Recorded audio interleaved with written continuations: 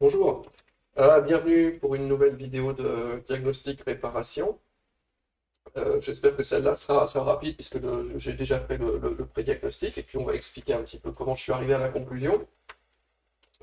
On est sur un A1989, carte mère 820 00850. Donc c'est un des tout premiers Mac T2, le premier MacBook Pro T2 qui ne démarre pas. Et donc, bon, là, c'est un petit peu trouble, mais vous devez pouvoir voir que j'ai 5 volts, 0 ampère. Donc, voilà, problème. Alors, je ne vais pas dire problème avec les contrôleurs USB-C, parce que sur les Mac T2, lorsque vous n'avez pas les 20 volts, ça ne veut pas forcément dire que c'est un problème sur les contrôleurs USB-C. Puisque pour avoir les 20 volts, il faut d'abord que le T2 s'allume. Alors, le T2, c'est un CPU d'iPhone. Il faut que le T2 s'allume et il y a toutes des conditions extrêmement compliquées de fonctionnement. Donc, il faut qu'il s'allume et puis après, il faut qu'il communique avec les CD3215. Donc, ça n'est pas forcément un problème avec les contrôleurs USB-C. Mais bon. Donc, comment se fait le diagnostic? Bon, si vous avez regardé les vidéos précédentes, je pense que vous avez un petit peu compris. Moi, je vais regarder les conditions de fonctionnement de mes CD3215. J'en ai 4. Alors, sur les 4, j'ai déjà testé avant, j'ai le même comportement 5 volts, 10 milliampères. Donc, il n'y a pas vraiment de port qui se comporte différemment des autres. Et donc, je vais choisir celui qui est le plus pratique pour moi, c'est-à-dire un des deux qui sont exposés, donc ici ou ici, parce que je n'ai pas envie de sortir la carte mère. C'est-à-dire que si je peux éviter de la sortir, j'évite de la sortir. Donc, ouais, je retire ça parce que ça prend la place. Je le rebranche directement. Et on regarde. Donc, euh, tu- tu- donc moi, je suis connecté. Là, normalement, qu'est-ce que j'ai fait? Voilà. Normalement, je suis connecté sur celui-là, hein, puisque je suis sur le connecteur du bas. Attendez une seconde.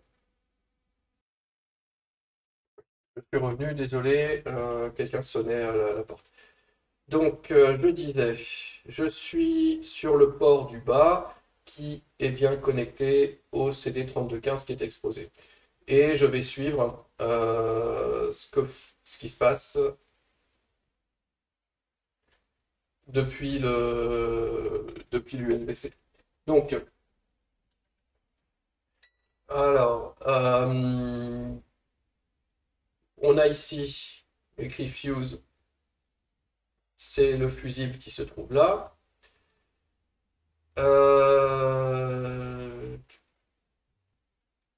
On va regarder.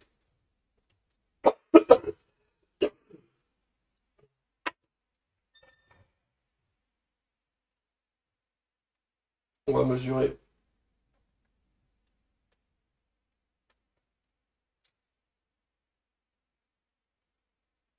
Attention, donc ici, d'un côté, j'ai 5 volts, de l'autre côté, j'ai 5 volts, donc le fusible marche et laisse bien passer les 5 volts. Ensuite, on va regarder,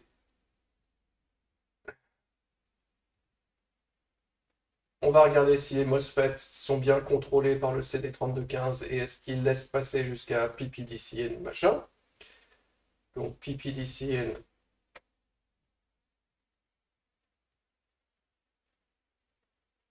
se trouve là. Donc, hop là.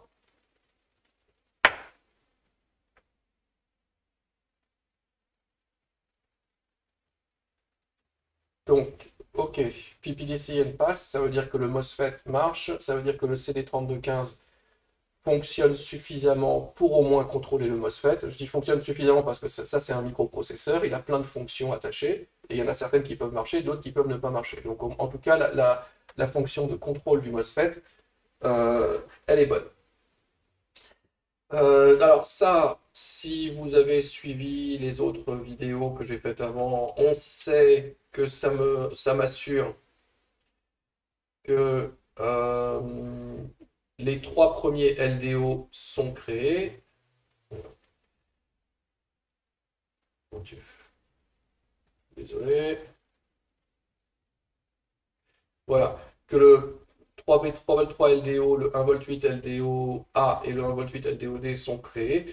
En général, je les vérifie par acquis de conscience. Et donc, dans ce cas-là, j'ai déjà vérifié, ils sont présents. On va pas le faire parce que ça fait perdre du temps. Et donc, la prochaine alimentation qu'il doit recevoir, c'est le PP3V3 J3 Hot RTC, qui se trouve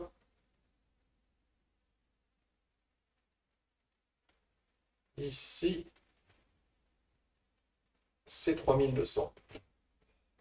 Donc, je regarde et j'ai rien du tout sur ces 3200. Par conséquent, la première chose que je fais, c'est de regarder si la ligne est en court-circuit. Donc, multimètre en mode diode.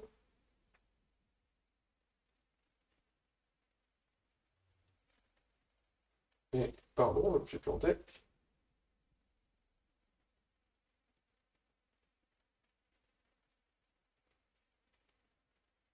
Mmh.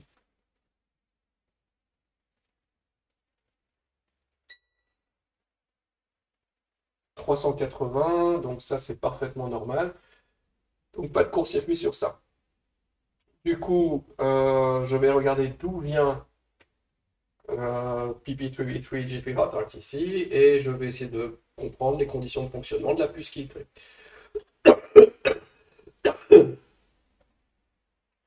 Donc la puce qu'il crée, par chance, se trouve aussi sur le côté exposé de la carte, c'est U6903, qui est là, et elle est alimentée par ce truc-là, PPVN J3 Hot, P3V3, J3 Hot RTC R. Donc, on va regarder ça.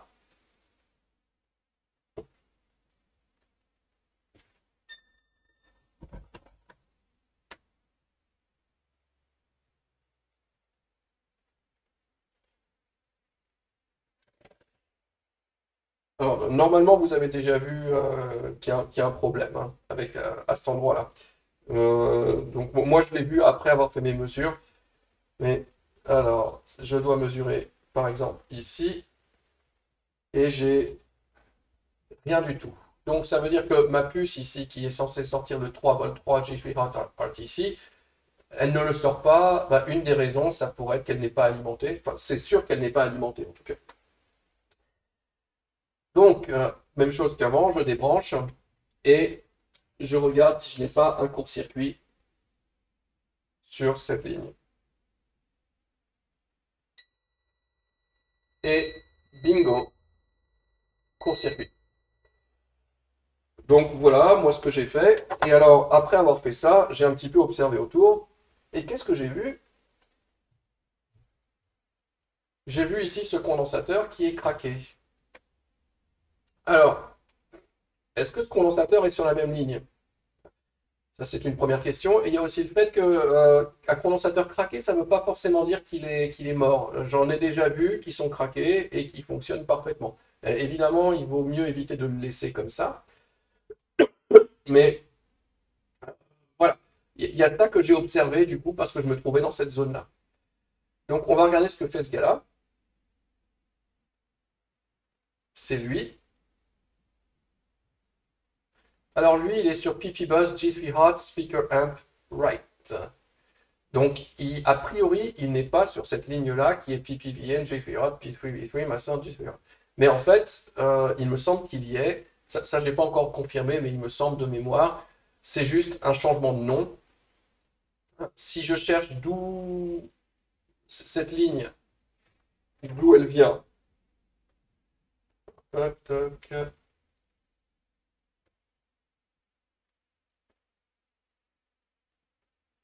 Voilà. Donc, en fait, cette ligne, c'est Pi base Jeffrey qui passe à travers une résistance pour mesurer le courant et qui ensuite change de nom. Voilà. Et celle-là, il me semble aussi que c'est Pi base Jeffrey. Je regarde d'où elle vient.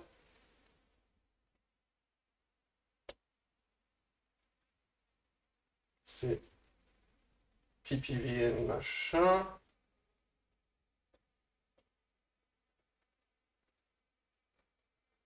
Voilà, c'est aussi Pi base Jeffrey. Donc en fait, cette ligne-là sur laquelle j'ai mon condensateur qui n'est pas très beau, et cette ligne-là sont les mêmes. Donc potentiellement, c'est ce condensateur qui pose problème. Si c'est pas lui, bah, c'est peut-être un autre qui est ailleurs. Comme j'ai dit, hein, même quand ces condensateurs sont craqués, ils ne sont pas forcément morts. Voilà.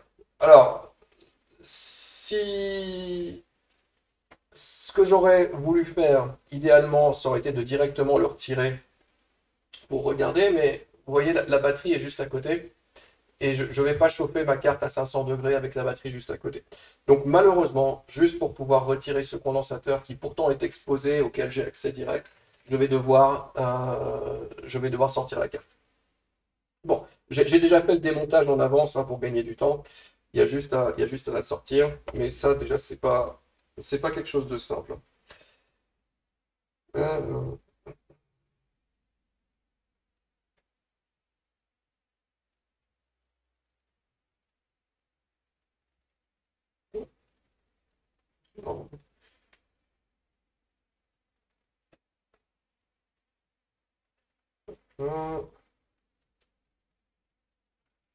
Allez. Ça va, elle est venue relativement simplement. Voilà. Bon.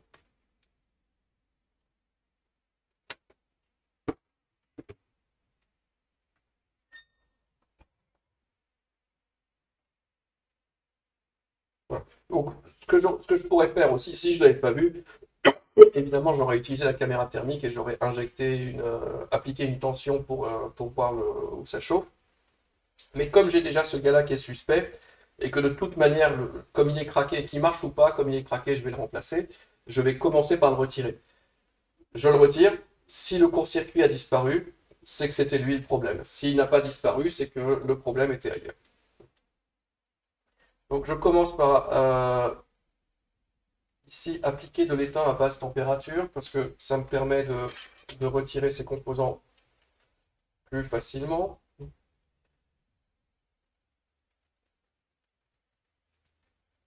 Là.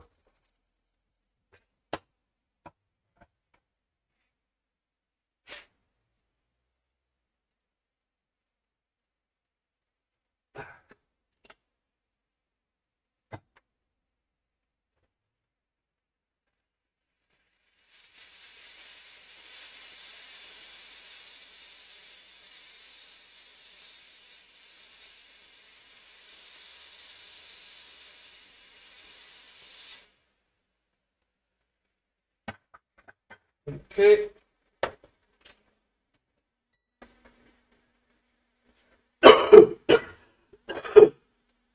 Et je regarde si le court-circuit a disparu. Ouais, court-circuit a disparu. Donc c'était bien lui qui causait mon problème. Je le remplace. Avant de tourner, j'avais déjà préparé un condensateur de remplacement pour aller plus vite.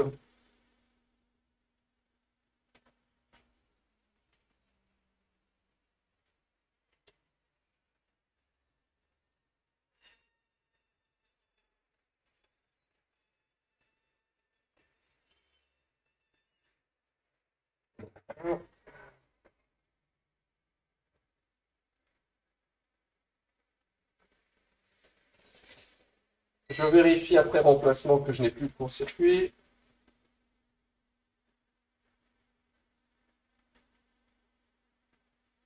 Je n'ai plus de court-circuit. Bon, donc avec un peu de chance, c'est ça a réglé mon problème. Alors j'ai juste besoin de récupérer le, le connecteur USB-C pour tester.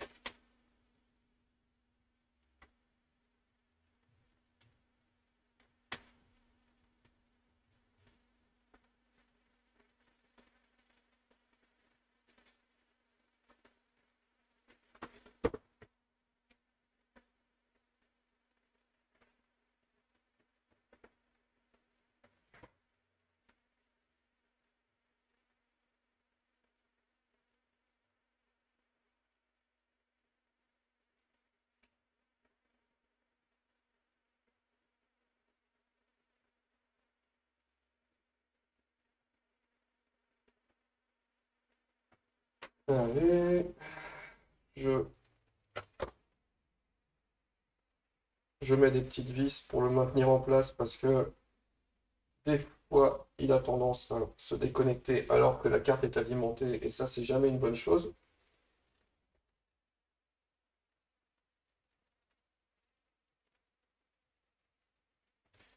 Allez, et maintenant, on va voir si ma carte démarre.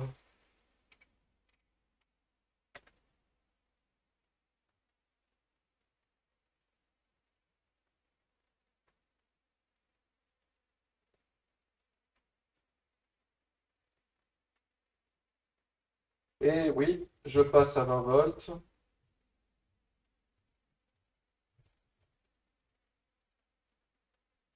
700 milliampères. Bon, très bien, la carte a démarré.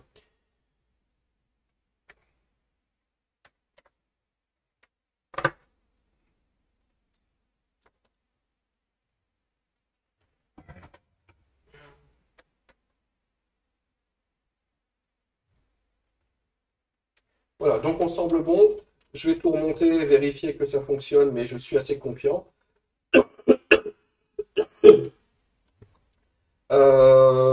Donc j'espère que le processus de diagnostic a été clair.